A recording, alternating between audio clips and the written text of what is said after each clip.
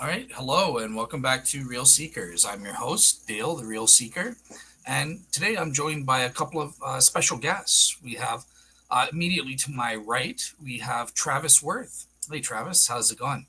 Hey, Dale, doing really well. Thanks for having me on. I really appreciate it. Absolutely. It's always a pleasure having you on the show. I remember, I think the Yeah. last time you were on, you were my tag team partner against battling two evil atheists on the existence of God. Oh, yeah, yeah. It's been a while, but yeah, that's fun. I love sharing ideas. Exploring the light of reason, and kind of. I look at philosophy as like being an explorer, and we can kind of use the flashlight of reason. And it really adds value, I think, when our arguments come under scrutiny, because it gives us a chance to kind of examine it and see if maybe we're stumbling in the wrong direction, or it can also, simultaneously help us, like, work on and strengthen the premises and make the argument more robust. So I think it's always valuable to kind of have that kind of back and forth communication with, atheologians and others. Absolutely, absolutely. I totally agree. Yeah. And also joining me down there in the bottom, that famous philosopher and Bible scholar, Phil Bair. Hey, Phil, how have you been since last night? Oh, I've been pretty good actually. I've had this this slight sense of the passage of time, but it's only been ever so slight. So Excellent. it's good to talk to you again, and I'm happy to be able to be a fly on the wall today. I don't really want to dominate the conversation. I just it was I thought it would be fun to be on the conversation, and but I have to caution you that people have accused me of the batteries being dead in my flashlight of reason. Okay. Awesome. Okay, just so we're gonna go for about an hour or so tonight, but Mhm. basically, Travis has an argument for God's existence. This is something he's been working on for a while. So, first thing I want to do is turn it straight over to you, Travis, to give kind of a presentation as to what this argument is. Why should we favor theism Okay. over naturalism? Yeah. Well, yeah. So there's some preliminaries probably before I do, like, my actual bullet point summary. It's not exactly an argument for the existence of God.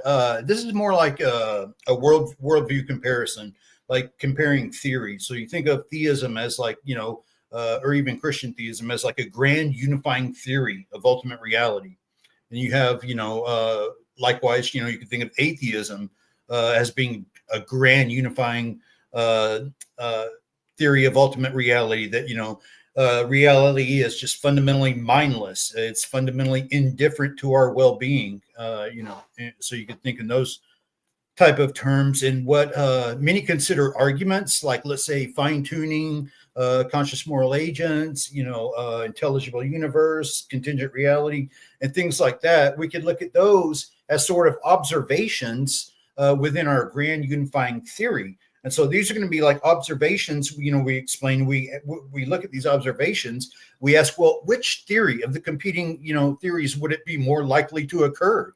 Like, if theism were true, would we likely observe this phenomena, or would we like more likely observe it if naturalism were true? If reality was just mindless and indifferent to our well-being, and so it's a way we can sort of navigate that type of conversation, as opposed to just being like the kalam or the fine-tuning argument, or being like a single argument. It's not looking at any one argument in isolation. It's sort of the cumulative approach, like I was mentioning, a grand unifying theory. Awesome. So kind of like abductive reasoning, like you're making this Yeah, taking yeah, all the you could observation. think of that, or even Bayesian, where we look at, the prior probability, and then we look at the observations and, assess, like, the posterior probability that we would observe it, given that. But yeah, for I think it's probably easier to just go with abduction, and so, we could look at this as, what best explains ultimate reality, including the observations that we see in the world. And so, one way to sort of navigate this is through the idea of narrative. Think of like a grand unifying story of ultimate reality. And this actually isn't as controversial as you may think. In the philosophy of science, they often use narrative to sort of make sense of observations within a bigger hypothesis. They often use narrative. Even in court cases, you see legal trials. It often comes down to who has the better narrative of what happened with the data that they have presented. Who could tell the better narrative. The defense or prosecution or what have you. And so it is a form of reasoning that is very commonly used in forensics, philosophy of science. And so I think we can also apply it in, our theories of ultimate reality and our grand unifying theories. And so with that being said, I guess, so what I'm going to do is I'm just going to kind of give a bullet point summary more than anything else. And I thought I'll start off by highlighting how in our search for understanding the nature of ultimate reality, what I'm proposing is that we approach theism through a lens of narrative, a grand story that reveals a relational, purposeful mind at the foundation of existence. Narratives, stories are the kinds of things that minds produce. They're typical of minds. And stories aren't just mere reflections. They articulate the complexity of experience, value, and truth, which I'm going to argue reveals a mind that shapes and informs our reality. And moreover, if such a mind were supreme, then it seems reasonable to assume that the grand unifying story would be a great story, one that encompasses the journey of theosis for all creatures, guiding all creation and all the creatures within it towards participation in the divine life.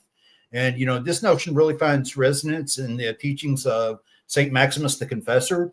So he had this idea that the many logoi represented, the divine reasons, they represented the logos. And so they were teleologically moving towards the divine logos. The many logoi tend towards the divine logos. And what's interesting is that you'll notice every compelling story there, contains certain universal elements like characters, intricate plots, many layers of meaning. The best stories have plots inside of plots, and they weave together these universal themes of like love, loss, adventure, romance, sadness, tragedy, and triumph, even the development of saintliness. Intriguingly, our world resonates with these very elements. We are characters within this narrative, each with our own unique stories, navigating the expansiveness of existence, which includes love, romance, tragedy, adventure, and the potential for personal transformation. And so if God is perfectly good, then he would surely narrate a story that reflects these aspirations, a story of triumph and redemption, the ultimate development of saintliness. And, the narrative theology of, someone like the Cappadocian Fathers within the Eastern Greek patristics really enriches this understanding by framing the existence of something like conscious beings endowed with mortal awareness as integral to God's unfolding story of redemption. So here, an orderly universe filled with beauty and purpose serves as the backdrop for the divine drama of salvation. This narrative not only sheds light on human experiences of suffering and evil, but posits that these trials are temporary elements within a broader redemptive journey. The eschaton is the ultimate fulfillment of God's purpose, and it emerges as the climax of this narrative, where God's goodness and grace triumph over adversary. And through this narrative lens, we find that the core elements of theism, like the existence of consciousness, moral agents, fine-tuning of the cosmos, the contingency of reality, the inherent beauty of creation, they integrate really seamlessly into the old unfolding story of redemption. These elements become unsurprising when viewed with the light of a grand narrative. It even positions suffering, and moral challenges, not as contradictions to our belief, but as essential components that deepen the richness of our experience and ultimately lead towards divine communion. And, moreover, I draw inspiration really from Marilyn McCord Adams and her concept of defeat, which suggests that God permits what can be overcome within the overall lifetime of the creatures on the whole. This insight encourages us to shift from isolated instances of suffering to the more holistic narrative they form. So she has this analogy that just as broken pieces can come together to form a beautiful mosaic whole, our fragmented experiences are woven into a coherent and stunning whole that reflects the magnificence of God's creative purpose. By recognizing the interconnectedness of all creation through this narrative framework, we perceive how every individual plays a crucial role in the grand story of existence. This approach not only offers significant explanatory power regarding the nature of reality, but it also invites us to engage with the unfolding adventure of life. It affirms that our experiences, both joyful and sorrowful and painful, they contribute meaningfully to a tapestry of divine redemption and ultimately invite us to participate in the story that transcends time and cultivates in a glorious resolution. So to kind of summarize it, we view theism through the lens of a grand narrative, which allows us to explore the profound interconnectedness of all beings and events, guiding our understanding of both the physical and spiritual realms. And it leads us to a greater appreciation of the meaning inherent in our struggles and triumphs, and offers a vision of existence that's rich with purpose and imbued with the promise of an ultimate redemption. And so that's going to be like a bullet point summary of how I would highlight it. Okay. All right. And just briefly, where I think this can be valuable within the philosophy of religion is, so you'll have these certain arguments like we were saying, like the existence of consciousness or moral awareness. Then on the atheist side, you have this, the problem of evil and instances of apparent hiddenness and so forth. But what I like about this narrative approach is that it can easily incorporate not only the theistic versions, but the atheological ones too, within a story of ultimate redemption and triumph. The observation of temporary instances of suffering are not very surprising. I would postulate that at the very least, it's less surprising than a principle of indifference, that reality is just fundamentally mindless and indifferent, that we would more likely observe even the instances of suffering in a story of redemption and triumph than we would on a principle of indifference alone. All right, awesome. I definitely want to probe a little bit more in that, but just before I get into it, I just want to ask a couple of quick clarifying questions. Then I'll bring it to Phil if he's got questions, and then we'll come back. But so the first, in terms of the main conclusion of this narrative argument, I think you said it shows in the end that there is a relational, purposeful mind. That's right. Yeah, what it is from the start that stories, narratives, they are the kinds of things that minds do. It's minds articulate stories, and so if there's a foundational mind undergirding reality, and it's perfectly good, then we would expect a great story of eventual triumph, and so forth. And that gives us a sort of hypothesis, a theory, like, okay, well, let's see how well that would explain ultimate reality. Then we start looking at the observations of problem of evil, hiddenness, kalam, fine-tuning, and things like that. Do you think that a similar approach with the narrative argument, for lack of a better way of phrasing it, you tell me whatever you want to call it, the worldview argument or grand unifying theory argument, just worldview comparison, if you will. Kind of like I don't know if you're familiar with Graham Oppy, but that's sort of his approach to comparing theories. You would look at it in light of theoretical virtues like simplicity, explanatory power, unifying, and so this gives it a rich explanatory power and a real unification, that it takes independent pieces of data and sort of accumulates it into a single framework that can make sense of it. Gotcha. Okay, so the other clarifying, because you did mention about part of this argument or the data, we teleologically, the purposeful aspect would be about participating in divine reason and that sort of thing. So I was wondering, like, you could typically argue in this way for the Christian God specifically as well. Yes. See what I'm doing here, Dale, is it's very generic.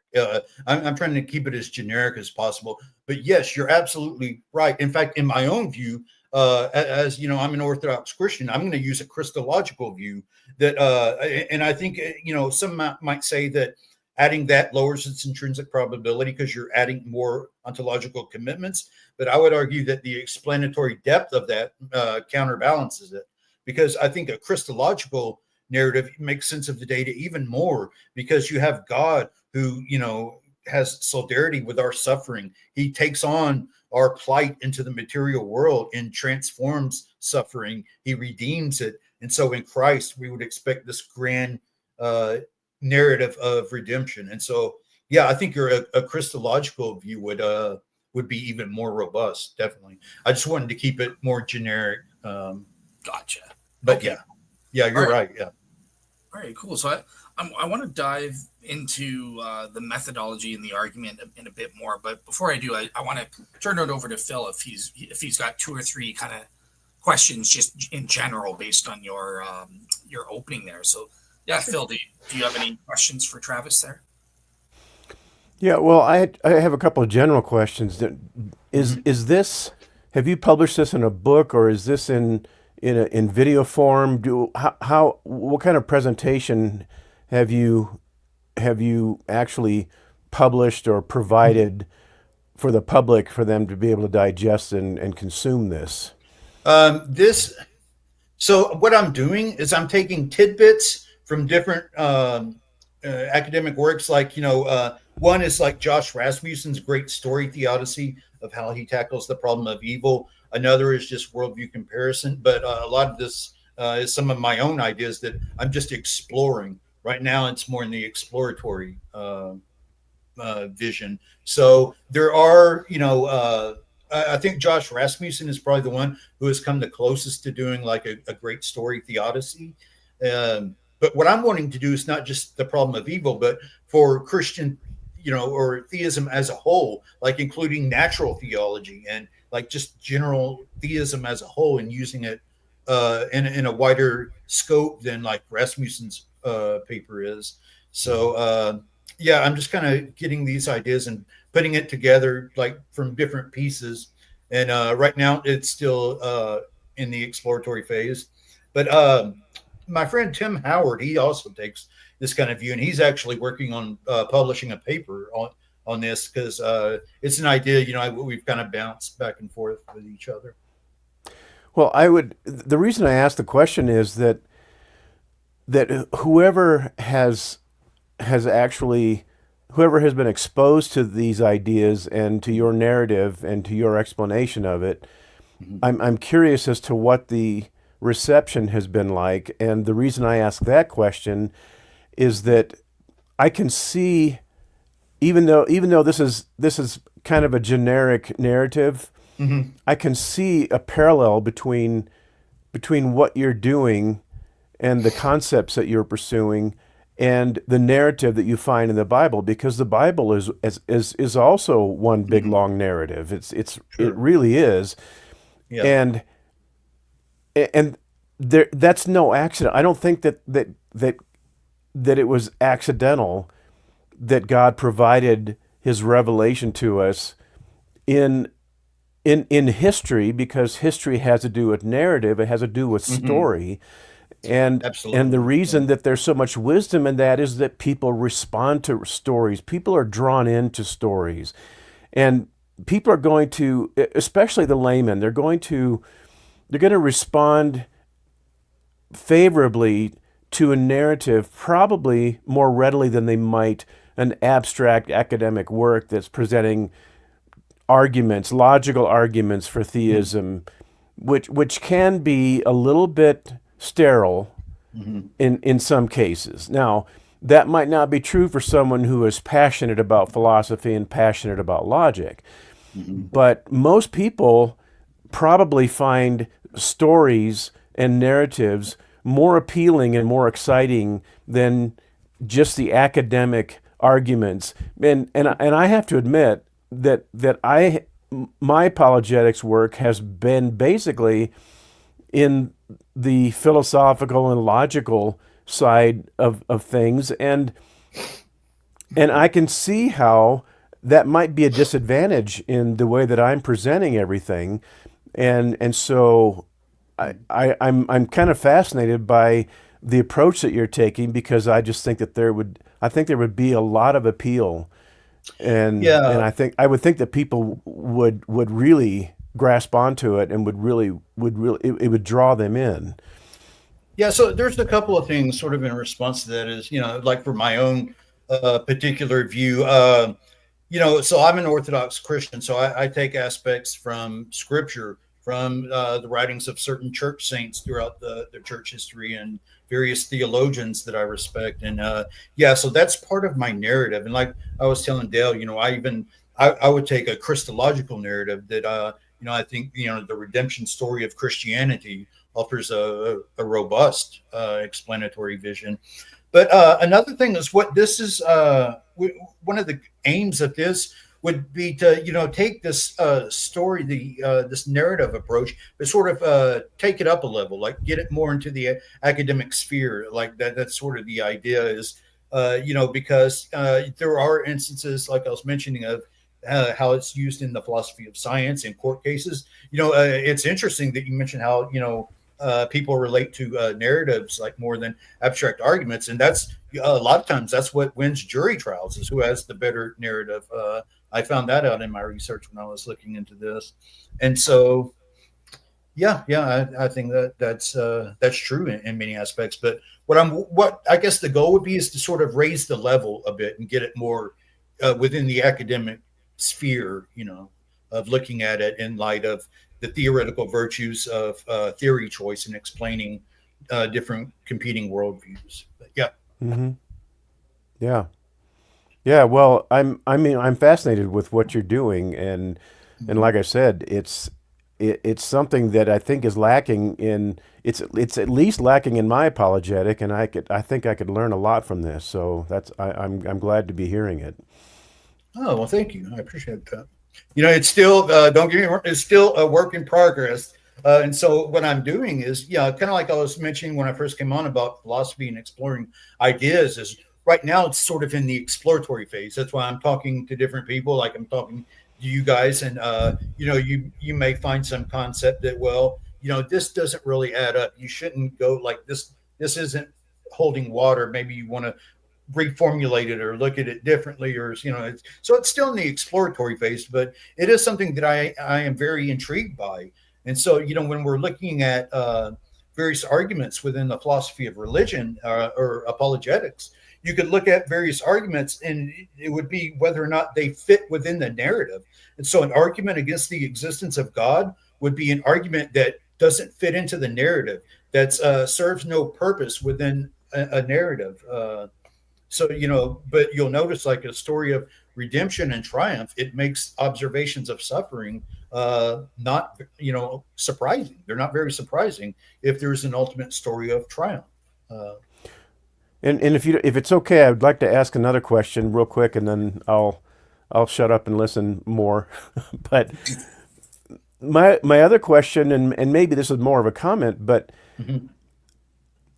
my I've had some exposure and some dialogue with atheists, Mhm. and what I've found is that when atheists write books defending atheism and criticizing religion, their books are often in the form of a narrative. If you read a book by Richard Dawkins, you're going to get a narrative about the development of life and how exciting evolution is in the natural world, and how animals use the various faculties that they've evolved into in order to survive, in order to flourish, and those kinds of things. And it's very story like. When I read Richard Dawkins, it's story like, but the problem is that Richard Dawkins' stories, they are actually out of place in a naturalistic framework, because in a naturalistic framework, we're all machines, and all of biological life is simply mindless machines, and so Right. stories don't matter to machines. And So so yeah, in a way, that what they're really doing is they're borrowing a narrative approach from a theistic worldview because it doesn't fit into the naturalistic worldview. well, and that's I'm honestly not very familiar with Dawkins' work, but one way of looking at this, like arguments against, like, let's say theism. I'll just use theism. An atheist would could point out aspects or observations in the world that don't fit within the narrative, that actually detract or have no function or purpose or role within the narrative, and so that would be surprising if there's a grand unifying narrative of reality by a benevolent God. Some observations such as that, well, that's surprising. That's an anomaly that could even falsify the hypothesis. So we could kind of treat it like that, sort of like a scientific testing method of sorts. So yeah, and likewise, that would be a good way of like critiquing Dawkins' work. Would be to, well, you have this narrative, but this thing you're saying here doesn't fit within that narrative. It doesn't make sense. Awesome. All right, cool. So I wanted to focus in on, so when you mentioned, look, this is kind of an abductive or a worldview comparison type argument. So I hear ding ding, inference to the best explanation or the best worldview. Yeah. No, so I just wanted to ask you, how do you have kind of a systematic method or a set of criteria? Like how do you decide which which worldview is better than another? On what is your basis for? Yeah, right. So that opens up a whole big topic within the philosophy of science itself, and that's the theoretical virtues used in theory choice. So we would look at things like ontological simplicity, explanatory depth, unification. One of the biggest ways to test a hypothesis is if a theory will it not only explain the data in question, but take independent, unrelated pieces of data and unify them into a coherent single explanation. That's one of the most powerful theoretical virtues is unification of independent pieces of data. Is internal coherence? Is it parsimonious? Is it elegant? So we would use these theoretical virtues and to determine the best hypothesis, and that would even be, we would use the similar method of an Bayesian or a likelihood comparison as well. Awesome. All right. No, one thing that I wanted to ask you about, it was one thing that I think you just hinted at in your opening, but you mentioned the dreaded prior probability issue. So I'm kind of wondering when we're doing if we're making this worldview comparison type argument, and again, it's for the existence of just keeping a general, relational, purposeful mind. What would be the background knowledge or evidence that would be pertinent to the different narratives on that question, do you think? Well, one way is, it would vary depending on what your theological preference is, because I'm sort of in the mystical apophatic tradition. But like, let's say somebody like Josh Rasmussen, he would say that it has a high probability because he would say that it's pure ontological perfection with no arbitrary limits or imperfections. That it's a foundation to existence that's just purely actual in all of its fundamental properties. And so he would say that that has a high intrinsic probability, which is going to give it a high prior probability. And that's really where ontological simplicity is going to come in. But arguably, certain narratives, they may lack.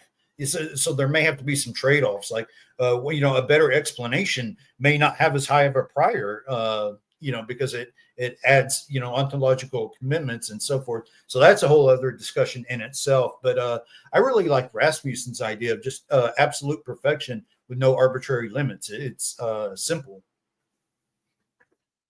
Interesting. Okay. Yeah.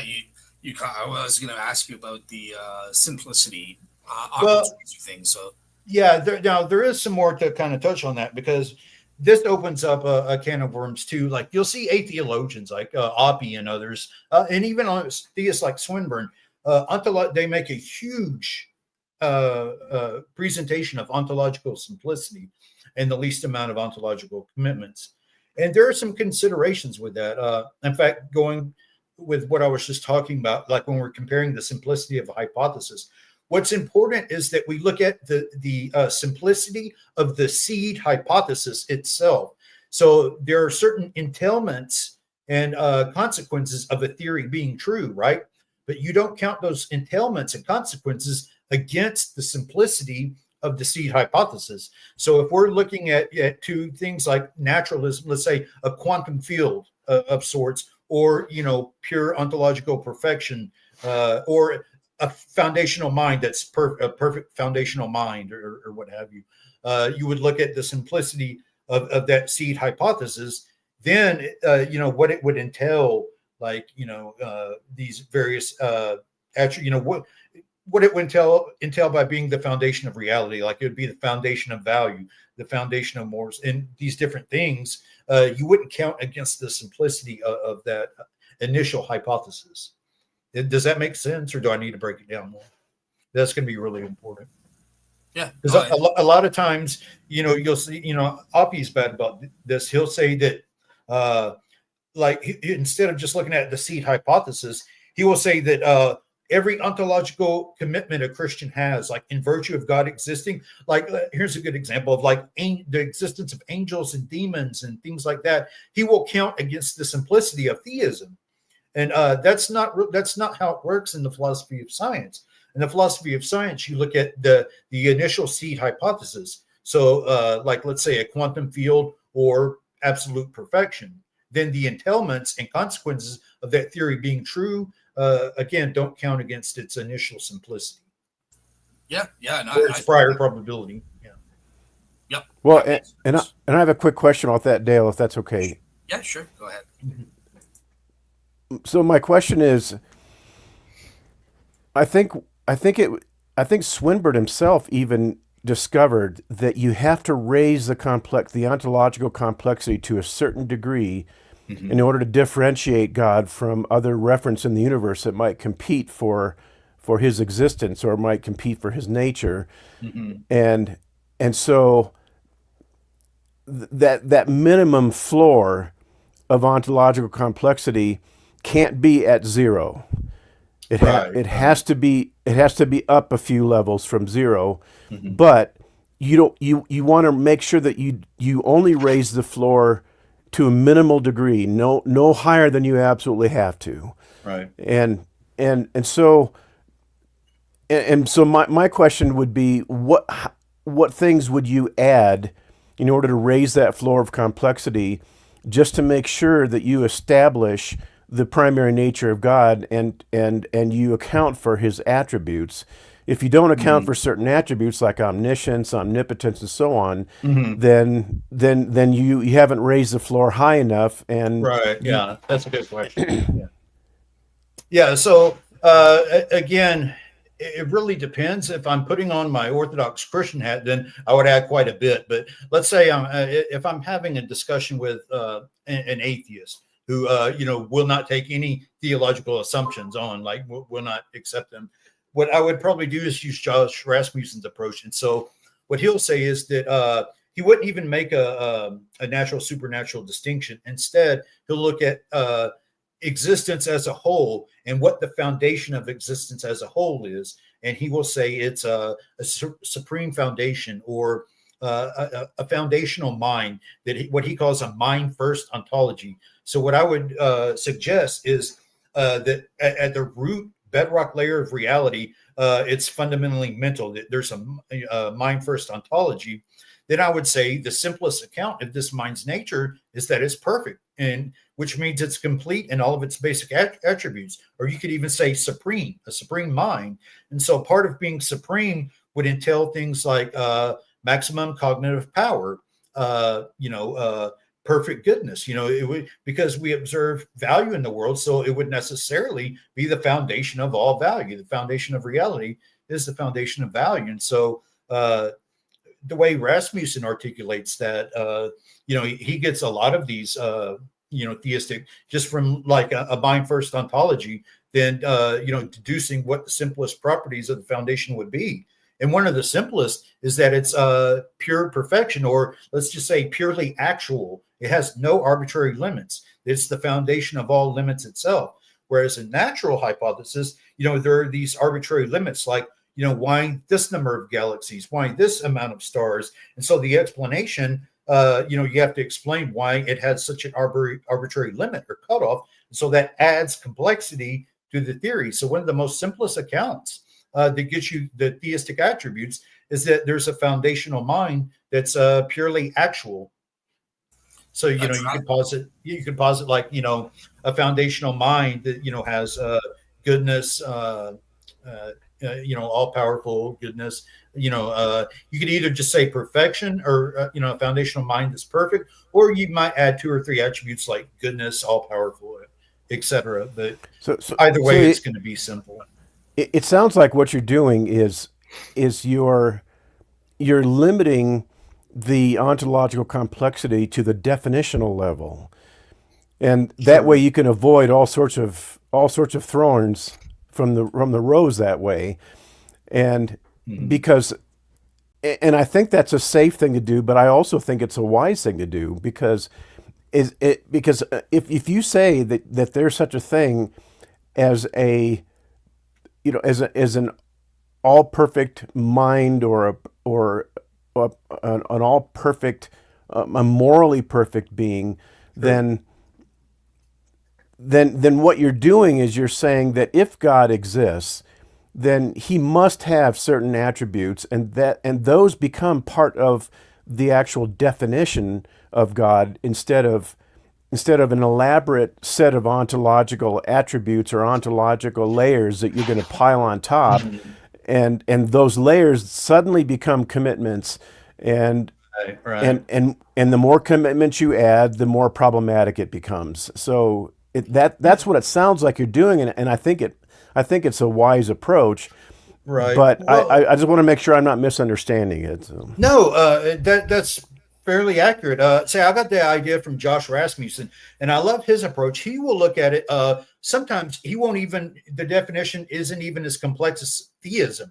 He'll just say there's a mind first ontology. The foundational bedrock layer of reality is fundamentally mental, and that the simplest account of that mental foundation is that it's supreme, perfect. It has no arbitrary limits of any kind. It's purely actual.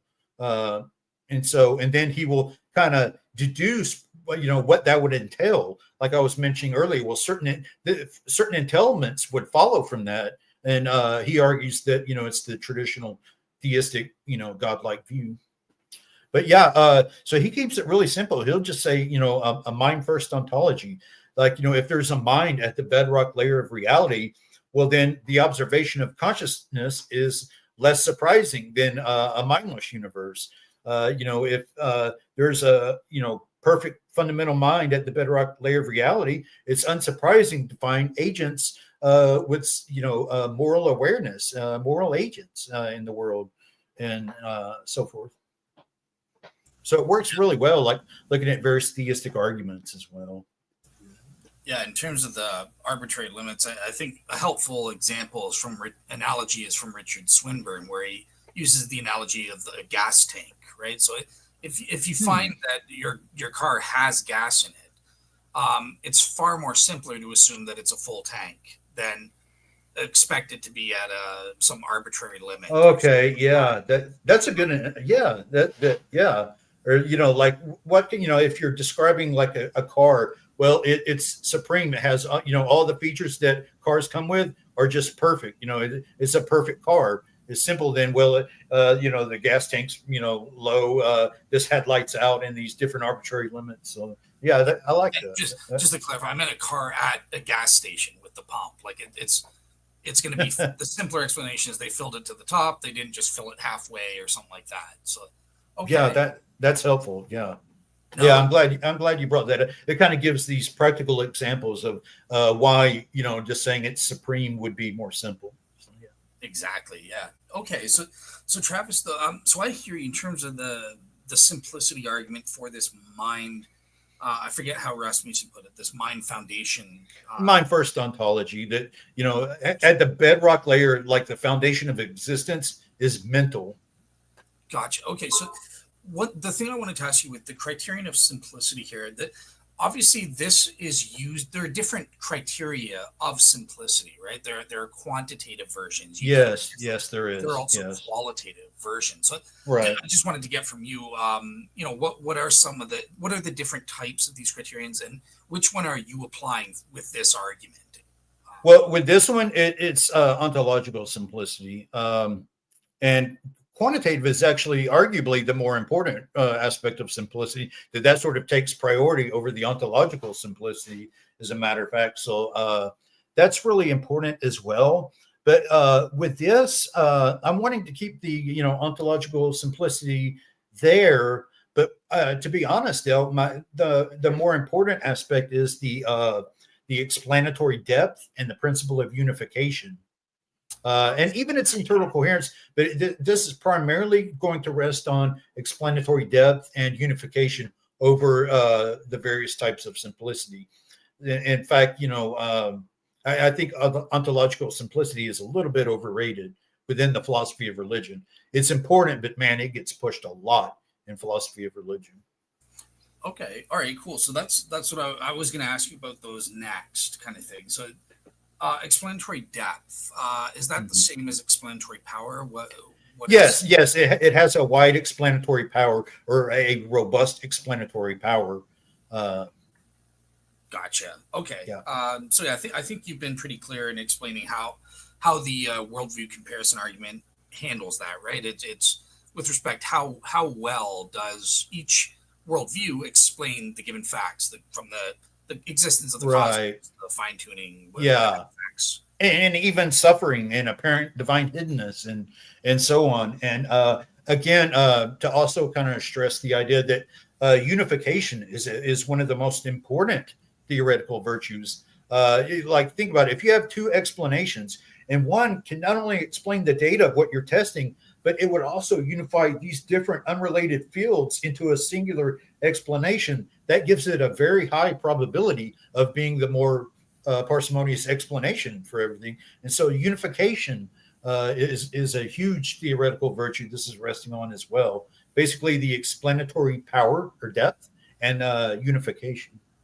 Yeah, the unification. So okay, so I wanted to ask about that. I see that as kind of a combination of explanatory scope and also the criterion of illumination, like going outside of the relevant facts. It can also Right. Yeah. So there's kind of this idea of, like, are you talking about like internal coherence, where a theory that is doesn't have to tack on additional theoretical content to solve isolated problems?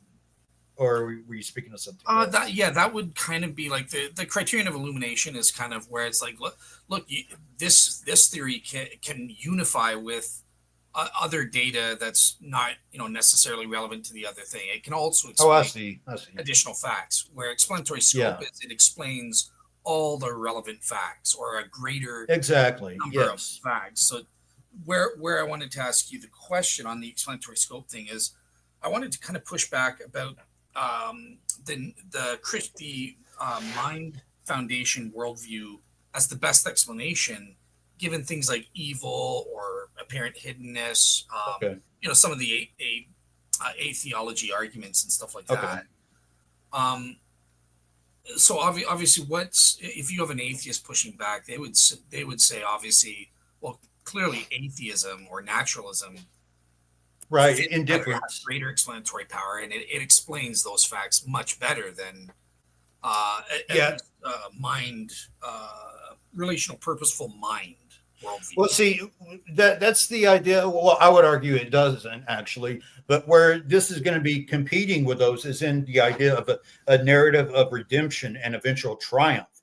And what I'm saying, Dale, is that, well, hey, look, let's say you're an atheist, you're positing indifference at the foundation of reality. That reality is just fundamentally indifferent, and that's why we, observe all the hiddenness and so forth that we observe. And I'm saying, well, no, actually, it makes more sense, and is actually less surprising if there's a divine narrative of eventual triumph and redemption of creatures, like including animals and humans, that all creatures go through this, like, are driven towards redemption and eventual triumph. I'm saying that would make it less surprising than just indifference. So that's where I would come back with kind of our arbitrary limits objection, because given this, even let's take the Christian theistic worldview worldview. I would expect there to be, God would just create a perfect universe and stuff like that. Like, why wouldn't I see. Be at a maximal level? Why go through this need for redemption and all this stuff? Right. So I think that's a really important point. And it was kind of, it was alluded to in my opening presentation, but that'll let us shine the light of reason on it right now. And so this is going to be depending on what kind of axiological framework we're going with. And so you're kind of putting this deontological objection. Well, there are some states of affairs that, a perfect God just shouldn't allow, and so forth. And there's also what's known as a necessity condition. And that's this idea where a moral agent, will only permit, bad states of affairs to prevent something worse from happening, or if it would halt some forthcoming good, then it's okay to permit an evil in that. That's what's known as a necessity condition. It's kind of like what you and I as human moral agents are under. And this, on the other hand, is relying on the defeat, an axiological notion of defeat. And that's where we look at the wholes instead of hyper focusing on the parts. We look at the whole, what obtains on the whole, instead of it's kind of like I gave the idea of a mosaic where the seemingly broken pieces fit together into a beautiful whole. And so on this axiology, God will permit what can ultimately be defeated within the overall lifetime of the creature. And so that's just going to be a difference in axiology right there. Awesome. Does that make sense? Yeah. I think you've answered all my questions. I had one last one, but you already answered that. I was going to say, in the end, how do these criteria relate to each other? So let's say atheism is simpler, but theism has greater explanatory power or something like that. Like, how do we make an overall assessment? But one thing I'd like to come back to was the pushback aspect. And, as far as our what kind of axiological framework, I think it's important that we mention from the start that this, and I believe I said it, this is based on a defeat-based axiology, because there are certain deontological arguments from evil you could present, like, well, a perfectly good God should not permit this no matter what, even if it can be defeated. And this is going off more of a defeat principle.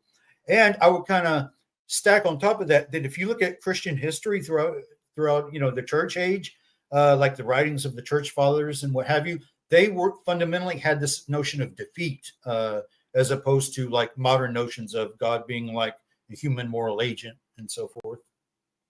I would add that he's moral, but he's not more in the same. He's in a position as God to operate under a defeat principle, whereas we're more tied into a necessity condition. Gotcha. All right, cool. I'll bring in Phil at this point. Do you have any questions based on what we've been kind of going over here?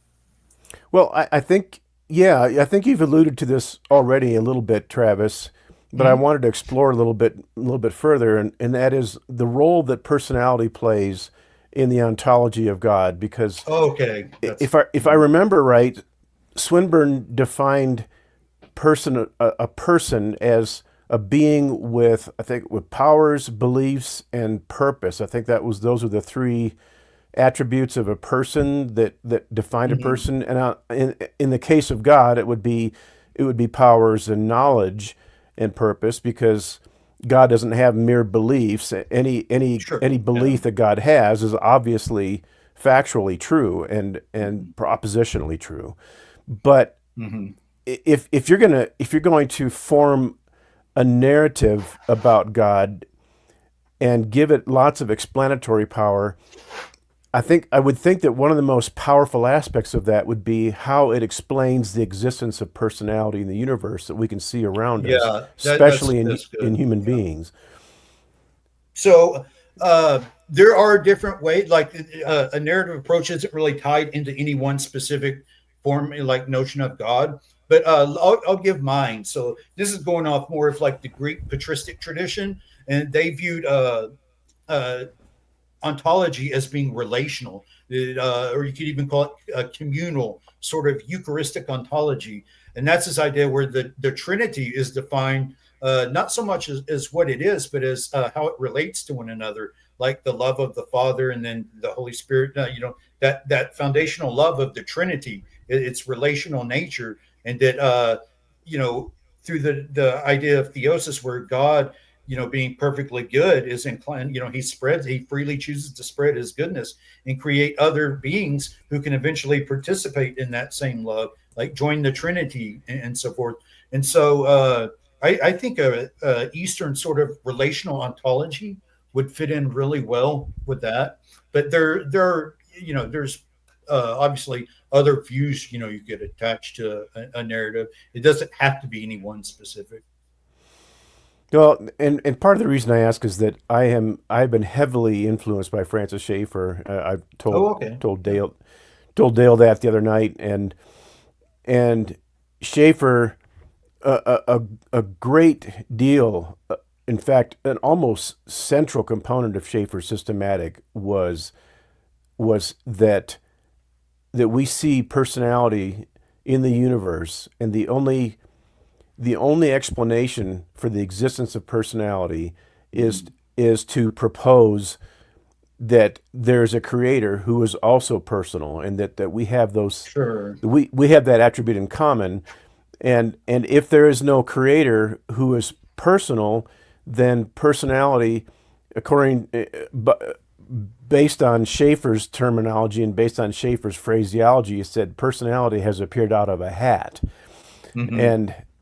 And I think that is one of the most powerful explanatory Absolutely. elements of theism, and that I would think that would lend itself beautifully into a narrative approach, because persons are going to facilitate stories in history, and are going to do things that people can write stories about. Right. And That's that why I said stories are the kind of things that minds do. right, yeah, Yeah. and relationship is one of the things that persons do. Yes. It's really hard to imagine an impersonal being having a relationship with another being. Sure. So relations point to personality. Personality points to narrative, and points to actually making decisions and causing certain things to occur in the universe. And then people can write stories about what occurs in the universe. And so all those things are, I think they weave a tapestry that is so powerful in my mind. And so that's where I'm seeing a lot of intersection between a logical approach to apologetics and a narrative approach to apologetics. Yeah. Because a narrative is never going to stray away from reason as much as some storytellers would like it to. Mm-hmm. And if that's the case, then I think blending those two can be, again, power. I just like to use the word powerful, because that's just how I see it. So Yeah, I think that's very well said. I really appreciate you highlighting that. And I think one further thing I would add in terms of the explanatory power that's really good is you see this in the church fathers, and you even see it in Swinburne. Richard Swinburne writes about this in The Existence of God, that there's what's known as the Dionysian principle, and that's that goodness is of its very nature diffusive. It spreads. And so if we posit God as the good or perfect goodness or what have you, then it would be unsurprising that he would spread his goodness. And so, we can, theism would predict that we come to, see valuable states of affairs obtaining. And one of the best ways is through this defeat axiology I was talking about, where we see, a good whole obtained, that creation is integrated into an overall good whole. And so I think that lends itself to that as well. Yeah, it's great. Awesome. So, all right. So, I guess I have one last question, unless Phil has anything else as well. But I wanted to kind of ask, going beyond that, with the Christian, making the argument for the Christian worldview. Um, so Okay. we have the set of facts, from the existence of the universe, even including suffering and apparent hiddenness and all this stuff. Um, what about other theistic religions? They also, I mean, other religions do address the issue of suffering, Hmm. Yes, yes. like a theistic Buddhism, for example. Like, again, we don't may not like their answers to it, but they do at least give an Oh, answer. sure. So, Yeah. how would we compare various theistic religions that report to account for all of the same facts? Like, how would we Yeah. the Christian one's better than? I think that's a very thoughtful question. I really appreciate you kind of highlighting that. I think that's incredibly valuable to take into consideration. And one thought I have is that, when, like, let's say the problem of evil, well, it seems to me that we would want a view, a narrative whereby, God can ultimately integrate and defeat the evil. This I really like a Christological narrative to where God relates intersolidarity with our suffering, that he shares our plight into the material world out of love, and has this way of redeeming our suffering and restoring meaning, that he restores meaning making. So there are these different aspects of how the narrative has unfolded that I think really make a Christological narrative the most robust. But at the same time, I do want to say that this narrative approach, it could be openly, like, if Hindu or Buddhist can, put together this really robust narrative that would account for reality in a robust way, then yeah, that would be fair. And so it really comes down to the nature of the story and how well it can explain reality. And I think I would make a case that a Christological narrative really has the most robust explanatory power in unification. Awesome. All right, cool. So, yeah, Phil, we're 3 minutes away from the 1 hour mark. I promised Travis we would end at the 1 hour mark. So Phil, I'll give you. Do you have any last questions for Travis, or if not? Well, I, not a very in depth one, because I'm very interested in your target audience for this narrative approach. Do you see it as something that would be valuable for the non-believer or for the skeptic, or more valuable for a person of faith who is in a crisis of faith, in order to It, reinforce their faith and prevent them from leaving? And part of the reason I ask that is because I've written a book called Machines Don't Laugh, and it's basically designed for believers who are in danger of deconverting because of the influence of atheism out there. yeah, and I think that's really important. As of right now, I would say the target audience is pretty much the philosophy of religion. So not even strictly apologetics or counter apologetics, but more philosophical at this point. Uh, Ultimately, I would hope for it to be apologetic in nature and philosophical. But for right now, I'm wanting to do it as sort of a way to compare our theories, like because within the philosophy of religion, it's really come down heavily to theory comparison. Like, if you read the dialogue book, "Is God the Best Explanation of Things?" with Felipe Leon and Josh Rasmussen, you can tell they're really comparing two theories, and it's remarkable how much they actually have in common. And it's which theory would better explain reality. So I think there's a really robust case for it to be made within philosophy of religion more broadly. But yeah, I think it also has a lot of apologetic value because it's a robust way of making sense of the world. Like, it's you can identify as a Christian, and you have this real sense of you can make sense of the world. Like, these observations that we see make sense. It fits in to the narrative, and these certain other things that we find difficult, well, they're not altogether unsurprising. They're not altogether surprising if we had this sort of unifying narrative going on. And so, yeah. Awesome. All right, cool. Well, as promised, we'll wrap up. I'll just give each of the guests a chance to make any plugs they want before we head out. So, Travis, go ahead if you have any websites or books or papers, anything you want to tell the audience about. Well, I did have a paper I shared with you over email. I wrote for academia.edu, and that sort of the Eastern Orthodox, how they respond to the problem of evil. I don't necessarily endorse every single aspect of it, but it's sort of, highlighting how they look at the problem of evil.